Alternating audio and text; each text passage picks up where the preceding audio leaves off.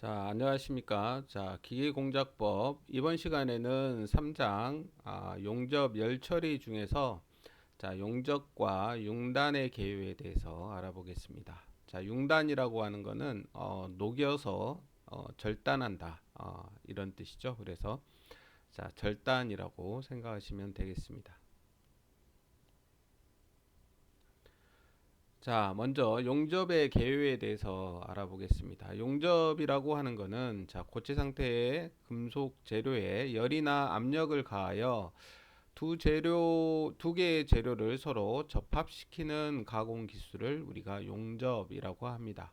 그래서 우리가 1차 가공, 즉 단조, 프레스, 주조, 절단, 분말 야금 등에 의해서 제작된 소재를 용접 조립하는 이러한 작업을 우리가 용접이다 이렇게 얘기하고 있습니다. 그래서 용접의 적용은 우리가 적절한 용접 방법과 재료를 선정을 해서 제품의 신뢰성과 안전성을 확보하는 게 우리가 용접 작업의 목적이 되겠습니다. 자, 일반적으로 우리가 금속을 결합하는 방법을 우리가 분류해 보면, 첫 번째, 볼트에 의한 결합법이 있습니다. 자, 볼트에 의한 결합법은 두 개의 판을 구멍을 뚫어 가지고 볼트와 너트로 이렇게 조립하는 방법입니다. 그래서 우리가 볼트로 조립을 하면 우리가 원하는 경우에는 다시 이렇게 너트를 풀어서 분해가 가능합니다. 그래서 우리가 이러한 결합법은 분해 결합이 가능한 결합법에 해당이 되고, 두 번째 방법은 리벳에 의한 결합법입니다. 리벳은 볼트와 마찬가지로 두 판에 구멍을 뚫어서 리벳이라고 하는 이러한 이음 기구를 이용해 가지고 끼워 넣고 반대편을 머리 모양으로 이렇게 만들어서 결합하는 방법입니다. 자, 이러한 리벳 결합은 우리가 볼트보다는 분해를 하는 게 더 어렵습니다. 요 머리를 따내서 이렇게 분해해야 되기 때문에 이러한 리벳 결합은 우리가 반영구적인 결합이다 이렇게 얘기하고, 자, 그 다음에 심 결합입니다. 심 결합은 두 개의 판을 이렇게 겹쳐서 이렇게 나중에 압력을 가해 가지고 결합하는 방법입니다.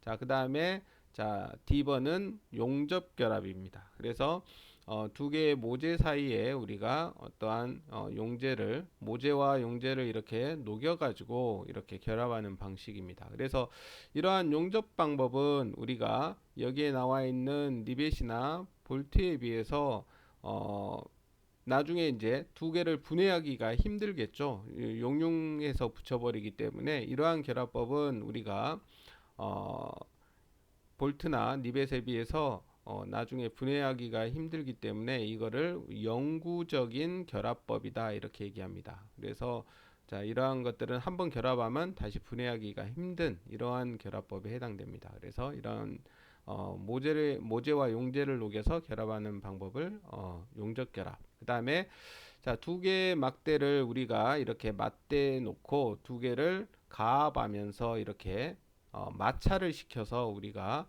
이 마찰열에 의해서 여기를 용융시켜서 붙이는 이러한 방법을 우리가 마찰 결합 이렇게 얘기하고, 그 다음에 댐 결합은 두 개의 모재가 있는데, 용접이라고 하는 거는 이 모재와 이 용재를 같이 이렇게 용융시켜 가지고 이렇게 붙이는 방법인데, 그래서 이렇게 용접할 때는 대부분 이 용접봉을 이 금속 모재에 같은 재질을 주로 많이 사용을 합니다. 그래야 이렇게 같이 녹아서 이렇게 결합이 됐을 때 어떤 결함이나 이런 게 발생되지 않기 때문에 같은 재료를 녹여서 같이 이렇게 결합을 하는데, 그에 비해서 댐 결합은 이 모재 판이 있고 그 위에 녹이는 이 금속은 이 판과 다른 금속입니다. 그래서 이 판은 녹이지 않고 요 위에 있는 우리가 주로 이제 납을 많이 쓰죠. 납처럼 용융점이 비교적 낮은 금속을 이용해 가지고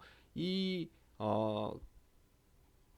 납을 녹여 가지고 그 위에 이렇게 붙여서 결합하는 이러한 방법을 우리가 댐 결합 이렇게 얘기합니다.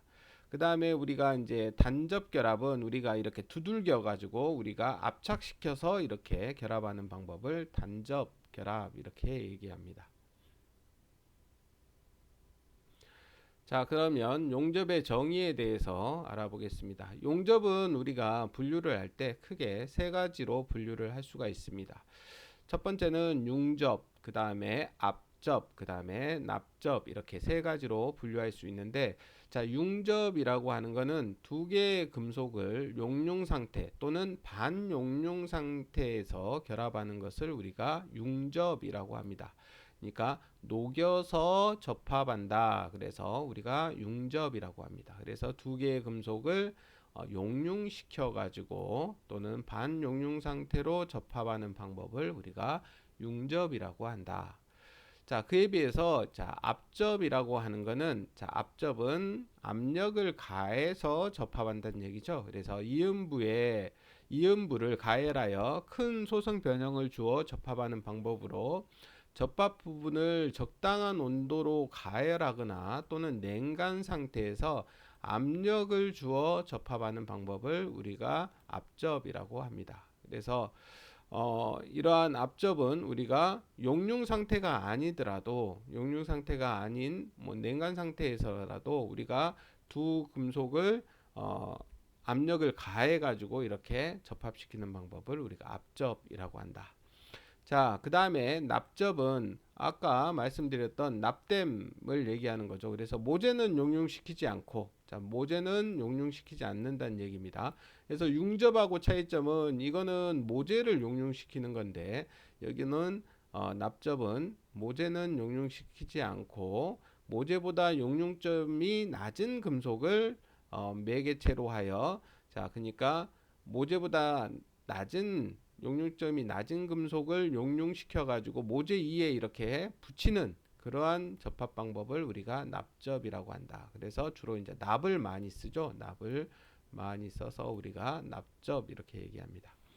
자, 그러면 이러한 용접의 장단점이 뭐냐? 자, 용접 이음의 장점은 첫 번째로 재료를 절약할 수가 있다. 그러니까 불필요한 재료를 이렇게 잘라내고 구멍을 뚫고 이런 작업이 필요가 없기 때문에 자, 재료를 절약할 수가 있고, 자, 공정수를 절약할 수 있다.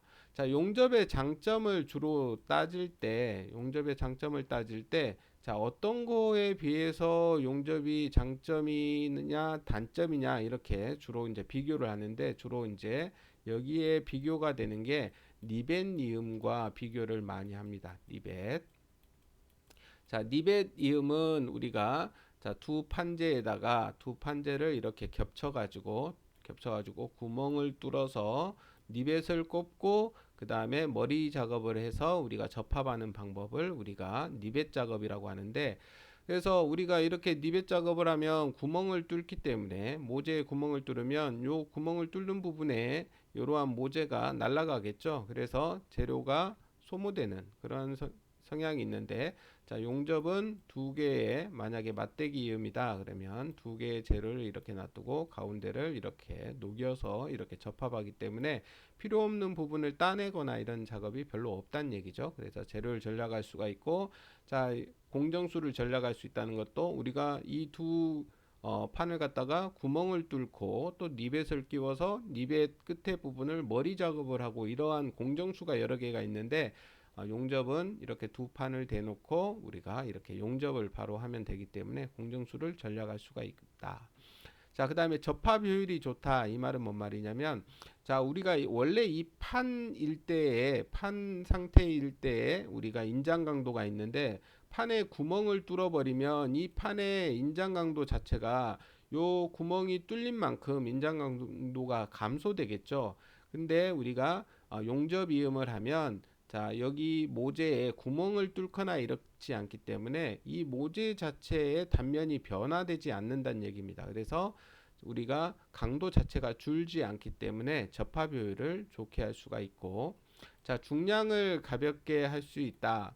자, 우리가 다른 용접이나 니벳이나 볼트 작업을 하면 구멍을 뚫어 가지고 여기다 볼트나 니벳을 끼우고 또는 판을 이렇게 겹쳐야 되는 부분이 생기는데, 용접은 그런 부분이 없기 때문에 우리가 중량을 더 줄일 수 있다.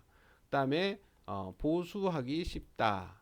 자, 보수하기 쉽다. 그다음에 설비비가 싸다. 이러한 장점을 가지고 있습니다. 그러니까 우리가 이제 뭐 가스 용접이라 그러면 주로 이제 아세틸렌 가스와 그 다음에 산소 가스만 있으면, 우리가 나머지는 이제 압력 조절기하고 토치만 있으면 우리가 설비를 할 수가 있죠.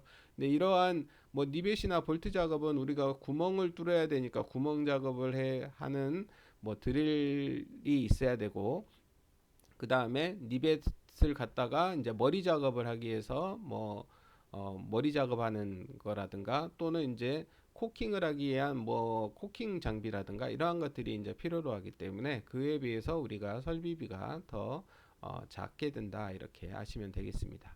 자, 그러면 용접 작업에 장점만 있냐? 자, 이러한 장점을 가지고 있는 반면에 단점도 있습니다.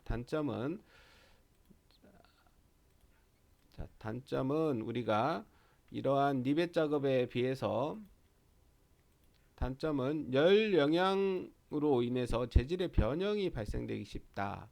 자, 우리가 이제 용접을 해서 이렇게 이음을 하면 대부분 이제 용접부를 이렇게 이제 용접부에 살을 이렇게 붙여서 용접을 하게 되면, 대부분 우리가 이제 이렇게 붙여가지고 용접을 하면 양쪽에서 이렇게 잡아당겼을 때 이 재료를 우리가 인장 시험을 해보면 대부분 이 용접부가 파괴되는 경우는 없습니다. 근데 대부분 이 용접을 하게 되면 열을 가해서 이 모재를 녹이다 보니까 모재 용접 부분의 옆에, 바로 옆에 접해져 있는 요 부분을 우리가 해즈부라고 하는데, 어, 열 영양부, 우리말로는 열 영양부라고 합니다. 그래서 열 영양부는 우리가 열에 의해서 조직 자체가 여기가 변형이 발생됩니다. 그래서 열 영양부가 이렇게 취약해지는데 이 부분을 우리가 해즈부, 열 영양부라고 한다. 그래서 열 영향에 의해서 재질이 변화되기 쉽고 용접 균열이 생기기 쉽다. 그래서 이제 용접을 하다 보면 안에 이제 기공이, 이제 용접 기술에 따라서 차이는 있겠지만 용접을 하다 보면 안에 이제 기공이 이렇게 발생되는 경우가 있어요. 그래서 그 기공에서 용접 균열이 발생되는 경우가 있고, 우리가 이제 높은 온도로 가열해서 우리가 냉각을 하다 보니까 재료 내부에 잔류응력이 발생되기 쉽습니다. 그래서 이 잔류응력에 의해서 나중에 이제 내부에서 균열이 발생되거나 이러는 경우가 생기는데, 자, 이러한 경우가 우리가 발생되기 쉽다. 자, 클렉이라고 하는 균열이 이렇게 발생되는 경우가 있습니다. 자, 그 다음에 영구적 체결로 임의의 분해 및 조립이 어렵다. 그러니까 분해가 안 된다는 얘기죠. 아까 말씀드렸지만 용접은 우리가 영구 결합에 해당된다 그랬습니다. 우리가 니벳이나 볼트 작업은, 볼트는 너트를 풀어버리면 이제 분해가 되고, 니벳도 우리가 이렇게 니벳을 꼽아놔도 뭐 니벳의 머리 부분을 이렇게 따내서 분해를 시키면 되는데, 이 용접이라고 하는 거는 녹여서 붙였기 때문에 우리가 분해하기가 힘들다는 얘기입니다. 자, 그 다음에 결함 발생 확인에 검사가 필요하다. 자, 이렇게 용접을 하게 되면 재료 내부에 이제 크랙이 발생된다든가 기공이 이렇게 함유되어 있을 가능성이 있기 때문에 우리가 일반적으로 용접부에 대한 결함 발생이나, 아니면 용접을 하고 나면 요 위에 이렇게 용접이 되어 있는 부분을 우리가 비드라고 하는데, 이 비드부에 뭐 이렇게 언더컷, 그러니까 용액이 용입되어 있는 이 금속이 덜 이렇게 들어가 가지고 홈이 파인다든가 이런 경우가 발생됩니다. 그래서 이러한 것들을 우리가 결함 발생에 대해서 검사를 해서 이제 그 제품이 결함이 없는 경우에 이렇게 출고를 해야 되는 이러한 과정을 거쳐야 된다, 이렇게 하시면 되겠습니다. 자, 그러면 이 용접을 우리가 분류할 때 아까 말씀드렸듯이 용접, 그러니까 융접이죠. 융접. 자, 용접을 우리가 용융시켜서 하는 융접과 압접, 압력을 가하는 압접, 그 다음에 납땜, 이렇게 세 가지로 나눌 수 있다 그랬는데, 자, 여기에서 다시 이제 융접은 우리가 아크를 이용하느냐, 그 다음에 가스를 이용하느냐, 아니면 우리가 그 외에 특수한 경우냐에 따라서 아크 용접, 가스 용접, 특수 용접 이렇게 세 개로 나눌 수 있습니다. 자, 아크 용접에는 우리가 피복이 있느냐 없느냐에 따라서, 자, 용접봉에 피복이 있느냐 없느냐에 따라서 비피복 아크 용접과 피복 아크 용접 이렇게 나눌 수가 있고, 자, 원자 수소 용접, 브라이성 가스 아크 용접, 그 다음에 서브머지드 아크 용접, 그 다음에 이산화탄소 아크 용접, 플라즈마 아크 용접, 그 다음에 스터드 아크 용접, 그 다음에 일렉트로 가스 용접 이렇게 분류를 할 수 있습니다. 자, 그 다음에 이제 가스 용접은 우리가 사용하는 가스에 따라서 산소와 아세틸렌을 사용하는, 자, 산소 아세틸렌 가스 용접. 자, 이게 이제 가스 용접에서 가장 대표적인 용접이 우리가 산소 아세틸렌 가스 용접인데, 자, 산소 아세틸렌 가스 용접, 그 다음에 공기 아세틸렌 가스 용접, 그 다음에 산소 수소 가스 용접 이렇게 분류를 할 수가 있고, 자, 그 다음에 특수 용접에는 전자빔 용접, 그 다음에 일렉트로 슬래그 용접, 그 다음에 레이저 빔 용접, 그 다음에 테르민 용접 이렇게 분류를 할 수가 있습니다. 자, 그 다음에 이제 압접에는 우리가 저항 용접이 있고 고상 압접이 있는데, 자, 저항 용접에는 스판 용접, 그 다음에 심 용접, 그 다음에 프로젝션 용접, 그 다음에 업셋 용접, 그 다음에 플래시 용접, 고주파 저항 용접 이렇게 나눌 수가 있고, 고상 압접에는 가스 압접, 그 다음에 마찰 용접, 초음파 용접, 냉간 압접, 그 다음에 단접, 폭발 압접 이렇게 분류를 할 수가 있습니다. 자, 그 다음에 마지막으로, 자, 납땜은 우리가 연납땜이냐 경납땜이냐 이렇게 두 개로 분류를 할 수가 있습니다. 자, 다음은 용접성과 용접의 응용에 대해서 알아보겠습니다.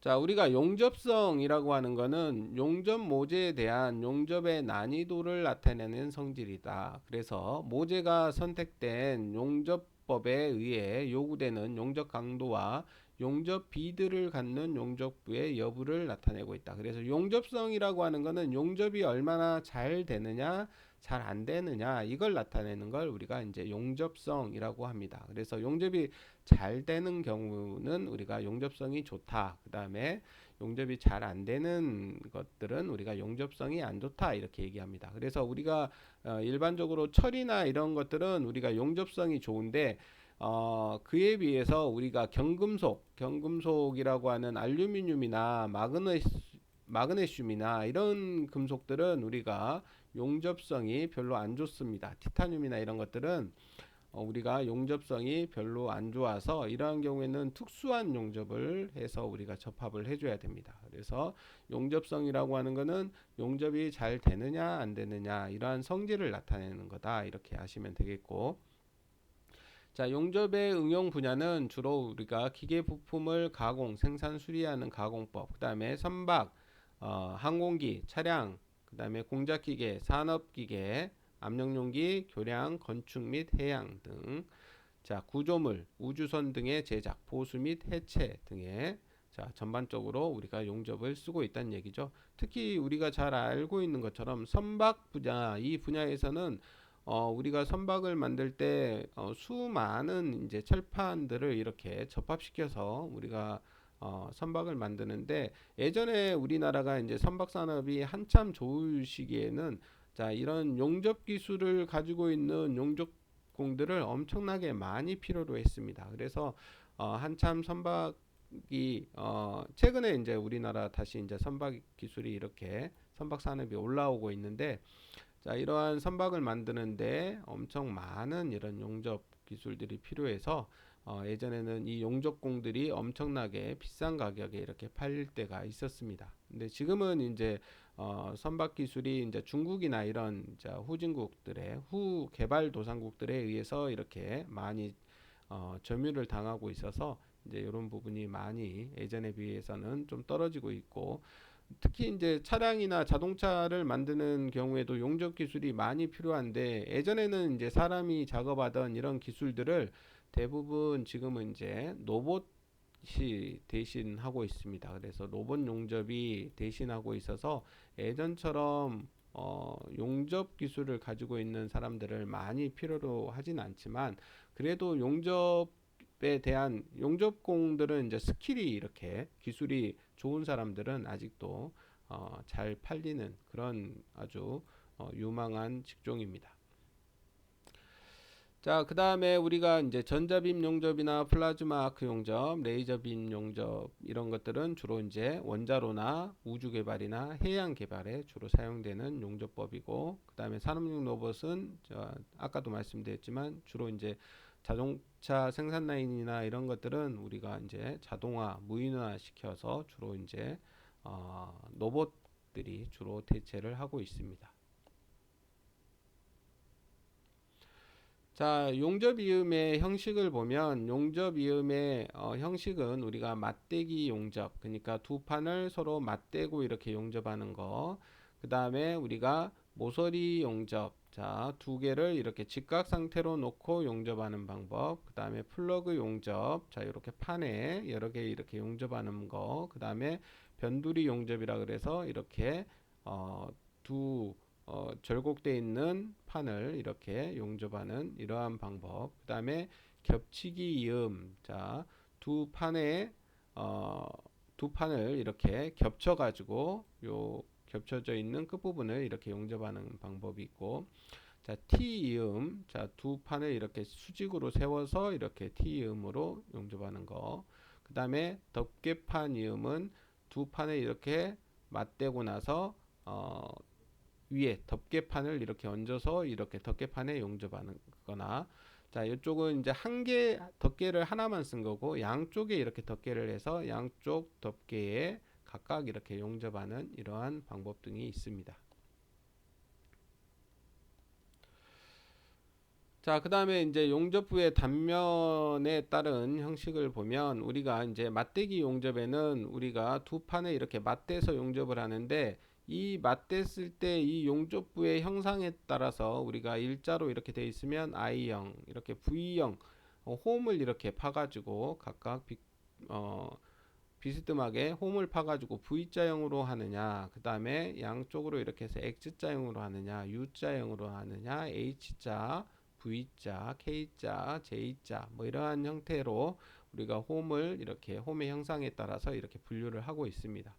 자, 그 다음에 필렛 용접은 두 판을 이렇게 겹쳐서 볼록 필렛, 용접되는 부분이 이렇게 볼록하게 나오게끔 이렇게 용접하거나, 또는 이제 평면으로 이렇게 용접하는 거. 그 다음에 이제 용접부를 이렇게 오목하게 들어가게 이렇게 하느냐에 따라서 우리가 볼록형 필렛, 그 다음에 평면 필렛, 오목형 필렛 이렇게 분류를 하고 있습니다. 자, 그 다음에 덧살 올림 용접은, 자, 우리가 일반적으로 이렇게 두께가 두꺼운 판이나 이런 것들은 한 번에 이렇게 용접을 하기가 힘듭니다. 그래서 여러 번 이렇게 이제 용접을 하게 되는데, 자, 그래서 용접할 모재의 표면에 용착금속을 입히는 용접으로서 마모된 기계 부품의 수리나 보수를 할 때도 우리가 사용하고, 주로 이제 용접부에 용접할 모재의 두께가 너무 두꺼우면 한 번에 이렇게 우리가 이 비드를 다 채울 수가 없기 때문에 용입량이 많을 때는 우리가 1단, 2단, 3단, 4단 이런 식으로 우리가 용입량을 메꿔가는 이러한 방법을 우리가 덧살 올림 용접이다 이렇게 얘기합니다.